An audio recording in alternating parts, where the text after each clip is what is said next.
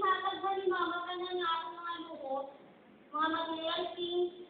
Hindi ko man dyan mga akong menton ako. So may kulang bigyan. Ang kulang dali si Jesus Christ. Amen. So pagkakitad ko, nag-pray ako. Wala ko nag-pray. Nag-try di ko mag-pray kadto. Ang bago siya, Lord, hindi mo ko Lord ka pala mag-pray, but nag-try din ko, kaya I want to know you more. Ang bago siya. But oh Lord, nakain mo dyan para makilala ka pa. Bago siya. But, mga ilang a day, nag-abot may nag-abot yung facilitator sa youth camp. Ang title ng youth camp, True Love Way, Love Track. So, nagkita ko kay, ang bago, because of nagbalat sa Yun Hallelujah. Kaya nagkita ko. Nang nag-start na nga camp, it's all about God, dali. Ang bago siya, nilagay ang answered prayer ni God takon. Wala ko na naging buwian. Pag ginangakat, pakilala ko din si Lord. Nakita ko gida na kung gaano niya ko kalaw. Pag pakam ko na, na-realize ko nga, gusto ko galing mag-serve kay Lord. Amen. Hallelujah.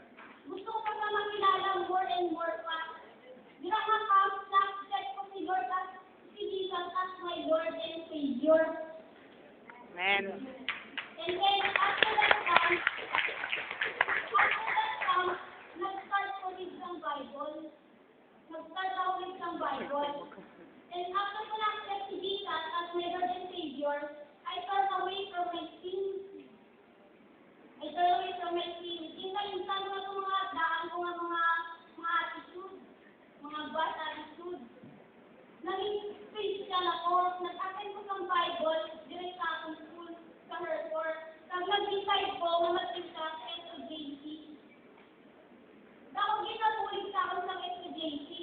Tungkol sa SOJC, nakakilala ko pagig si Lord. Ang SOJC ang ginamit ni Lord ng instrumento para makilala ko pagig siya.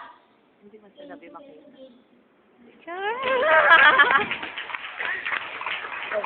Ulag-ulag. Ang SOJC pa na nagpulis sa akin, nag-grow ako spiritually.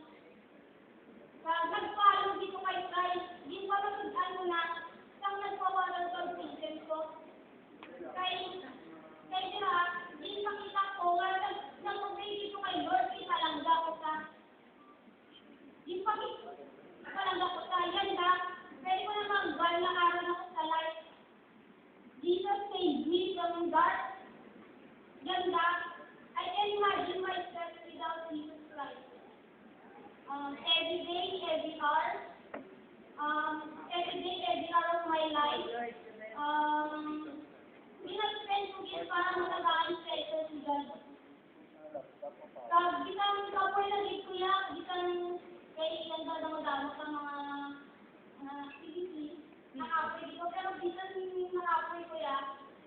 Ano may Japon, ang kalipay ng Lord ang daanan sa akong strength. Amen. Amen? Amen. Now, I spend my time serving and loving Him. Okay. And,